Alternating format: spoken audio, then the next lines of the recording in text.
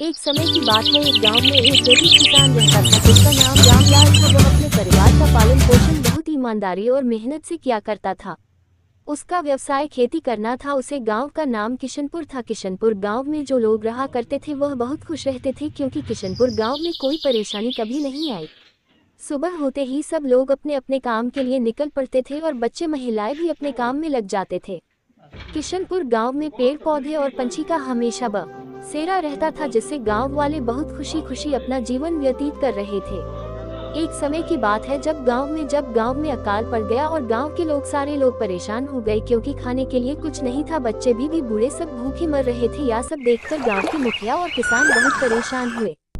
यह सब देखकर वह गरीब किसान सुबह होते ही अपने हल और बैल को लेकर खेत में जाने लगा, क्योंकि वह जानता था अगर मैं काम नहीं करूंगा तो मेरी बीवी बच्चा भूखा मर जाएगा। वह किसान अपने खेत की तरफ निकल पड़ा और रास्ते पर सोच रहा था कि बारिश भी नहीं हो रही है। मैं जाकर खेत में यदि फसल बोता हूँ और बारिश नहीं हुआ तो मेरी मेहनत बेकार जाएगी। अब मेरे बच्चे भूखे मर जाएंगे। यही सब बातों को सोचकर किसान धीरे धीरे उदास मन से खेत में पहुँच गया।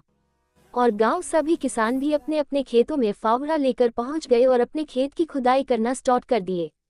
रामलाल किसान अपने खेतों में बैलों की माध्यम से अच्छे से जुताई किया और फसल को अच्छे से खेत में लगा दिया। धीरे धीरे किसान दिन भर काम किया और शाम होते ही किसान अपना हल लेकर घर की तरफ निकल पड़ा। और वह रास्ते भर सोता रहा कि मैं दिन भर मेहनत किया हूँ और यदि बारिश ना हुआ तो फसल कैसे आएगी और अपने घर परिवार का पालन पोषण कैसे होगा। यही सब बात सोचकर किसान अपनी बीवी बच्चों के पास पहुँच गया और वह अपने घर जाकर अपनी बीवी से बोला, यदि बारिश ना हुआ तो हम सब भूखे मर जाएंगे, अकाल पड़ जाएगा। बीवी बोली, धैर्य रखो, आपने मेहनत किया है तो उसका आपका फल मिलेगा। और रामलाल खाना खाकर सो गया। और जब सुबह हुआ, किसान रामलाल ने याद दृश्य देखा। उसकी आंखें चौंक उठी। वह देखा कि बादल कहीं दूर दूर तक नहीं दिखाई दे रहे थे। इतनी तपन की गर्मी थी जिससे पूरा तालाब, पेड़ पौधे सूख गए और धीरे धीरे पंछी भी मरने लगी, जिससे किसान को लग गया कि अब बारिश नहीं होगा। वह यही सोचकर दिन भर बैठ रहा और वैसे ये सोचता रहा, मैं क्या करूं। तभी उसकी बीवी ने बोला कि मुखिया के पास जाओ, वह आपको इस समस्या का समाधान बताएंगे। किसान दौड़ा मुखिया के पास पहुंचा और अपना सारा दुख मुखिया को बताया। मुखिया और गांव के सभी लोग बैठकर आपस में बातचीत किया और मुखिया ने बताया, आज से 50 साल पहले भी ऐसा समय आया था जब बारिश नहीं हुई, अकाल पड़ गया। मुखिया ने बताया, अपने इस किशनपुर गांव में चुड़ैलों का साया बना हुआ है, इसकी वजह से किशनपुर गांव में बारिश नहीं हो रहा है। हमें लगता है इंद्र देवताओं को प्रसन्न करने के लिए यज्ञ और पूजा करना होगा। मुखिया के बात से सहमत होकर गांव वाले ने महिलाओं के माध्यम से पूजा और आरती का व्यवस्था किया गया। पूजा 1 सप्ताह तक लगातार चलता रहा। ये सब देखकर इंद्र देवता भी खुश हो गए। गांव में काफी मात्रा में बारिश हुई और यह बारिश लगातार होती रही, क्योंकि जो चुड़ैलों का साया था वह पूजा के माध्यम से दूर हो गया। इससे गांव वाले खुश हो गए और उनका फसल अच्छी तरह से आ गया और किसान खुशी खुशी अपने खेत में जाते और काम करते और शाम होते ही घर वापस लौट आते। कुछ महीने तो सब ठीक चलता रहा। जब फसल बड़ी हो गई तब यह अचानक गाँव में संकट छा गया। गाँव वालों को यह पता भी नहीं था कि यह भी कभी हो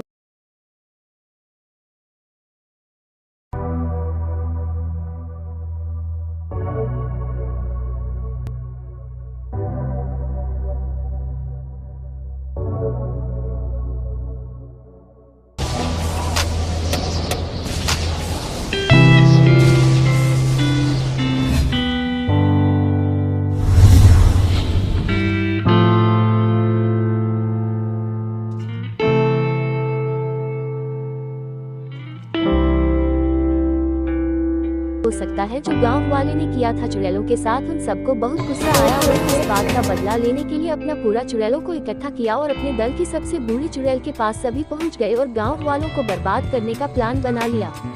और रात होते ही सभी चुड़ैलों नहीं गांव की तरफ आने लगी। उन्होंने देखा कि गांव की फसल बहुत खिलखिलाती हुई दिख रही थी और वह सभी ने मिलकर गांव वालों की फसल को नष्ट कर दिया और पूरे खेत में एक भी फसल ना बचे। उन्होंने सभी फसल को बर्बाद करके खुशी खुशी अपनी आशियाना में लौट गए। जब सुबह हुआ तो गांव के सभी किसान अपने खेत की तरफ टोकरी लेकर निकल पड़े और कुछ किसान हथिया हावड़ा और फसल को भरने के लिए टोकरी लेकर अपने खेत की तरफ निकल पड़े। जब वह लोग अपने खेत में पहुंचे, उन्होंने दूर से देखा कि खेत में चिड़िया कौवा सारी फसल को खा रहे हैं और उन्हें क्या ताकि हम ऐसे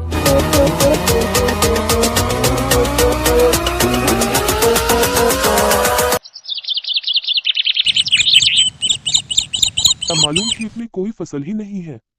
सब बर्बाद हो चुकी है। वह अपने खेत की तरफ पहुंचे तो उन्होंने देखा कि सारी फसल तो नष्ट हो चुकी है और वह सभी जोर जोर से रोने लगे और हे भगवान है क्या किया ऐसा कह कर रोने लगे।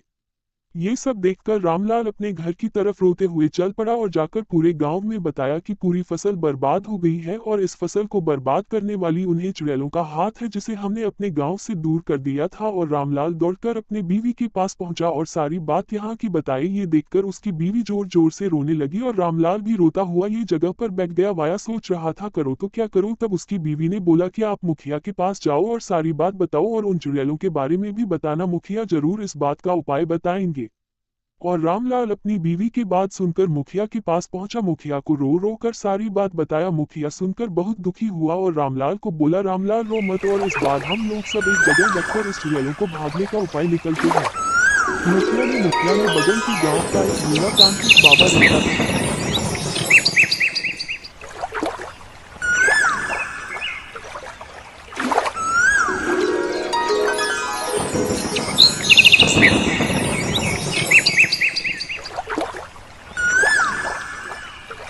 था जिसे वह बहुत अच्छी तरह से जानता था। मुखिया ने तांत्रिक बाबा को बुलाया है और अपने गांव की सारी बात को बताया है और तांत्रिक बाबा ने बताया कोई बात नहीं, मैं आ गया हूँ, अब गांव में सुख शांति आ जाएगी, मैं उन सभी को मारकर गांव को छुटकारा दिला दूंगा और सभी गांव लोग खुशी खुशी अपने जीवन पालन करेंगे।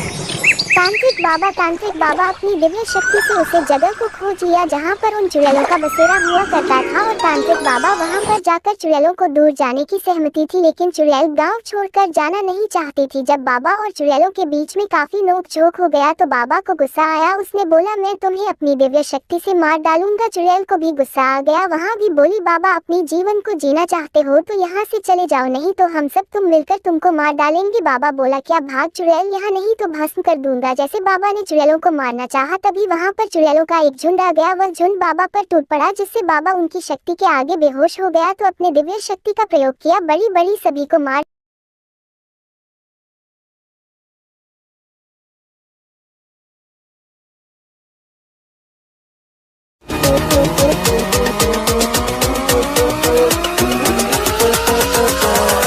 डाला और लास्ट में जो उसे चुड़ैलों का सरदार तांत्रिक बाबा ने उसको भी मार डाला जिससे वह गांव चुड़ैलों से मुक्त हो गया। और यह आकर बात तांत्रिक बाबा ने मुखिया को बताया। मुखिया ने पूरे गांव को बताया जिससे पूरा गांव खुश हो गया और खुशी खुशी वे लोग अपना काम करने के लिए खेतों में जाने लगे और बच्चे खुशी खुशी खेलने लगे जिससे किशनपुर गाँव फिर से एक रामलाल भी खुशी खुशी अपना जीवन व्यतीत करने लगा।